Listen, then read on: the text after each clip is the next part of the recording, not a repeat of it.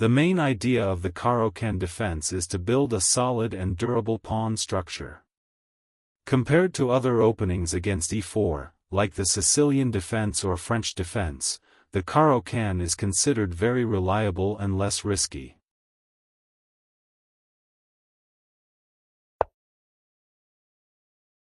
This move allows white to control the central squares d5 and f5, and also opens the way for the bishop and the queen.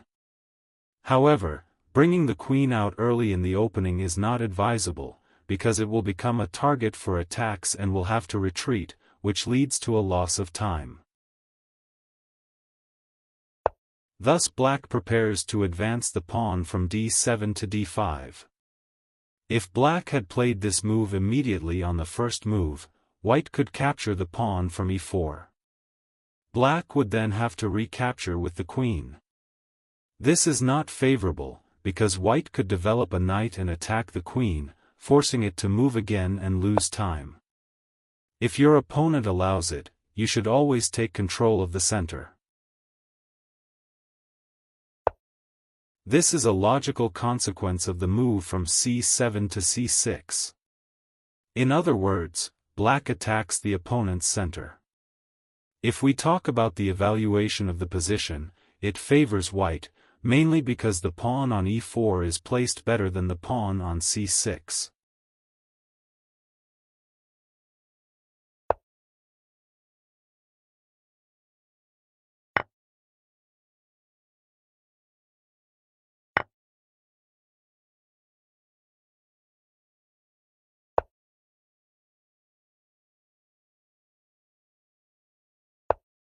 The knight attacks the pawn on b7, which until recently was defended by black's bishop.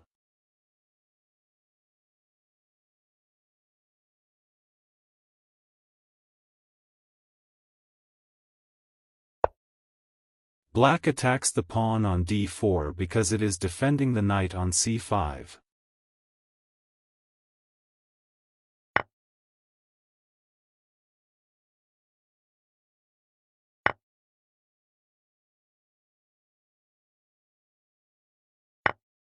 The game has entered an endgame in which white has a better pawn structure on the queen side.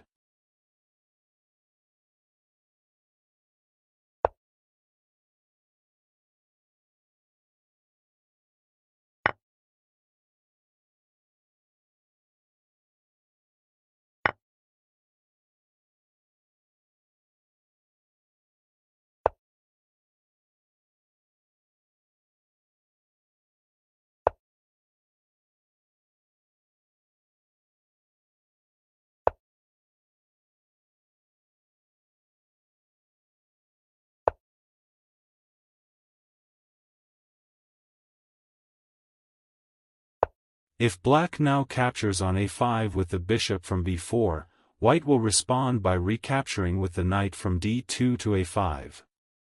And if black then captures on b2 with the rook from b8, white can continue with a knight move from f3 to d4.